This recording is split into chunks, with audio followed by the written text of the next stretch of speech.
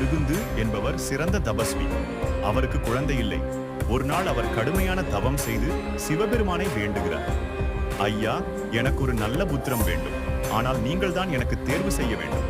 சிவபெருமான் தோன்றி கூறுகிறார், உனக்கு 2 தேர்வுகள். 1, நீண்ட ஆயுள் கொண்ட புத்திரன், ஆனால் அறிவில் சோம்பேறி. 2, மிகுந்த அறிவும் பக்தியும் உள்ள புத்திரன், ஆனால் வாழ்க்கை 16 வயதிலேயே முடியும். மிருகுந்து முனிவர் 2வதை தேர்ந்தெடுக்கிறார். அதனால் அவருக்கு மார்க்கண்டேயன் எனும் சிறந்த புத்திரன் பிறக்கிறார். மார்க்கண்டேயனின் பக்தி, மார்க்கண்டேயன் சிறுவயதிலிருந்தே சிவபெருமானை மிகுந்த பக்தியுடன் வழிபட்டான். அவன் தினமும் ஓம் நமசிவாய என்று ஜபம் செய்து சிவலிங்கத்தை வழிபட்டான். அவன் பக்தி எத்தனை பெரியதெனில் தேவதைகள் கூட வியக்கத்தக்கது.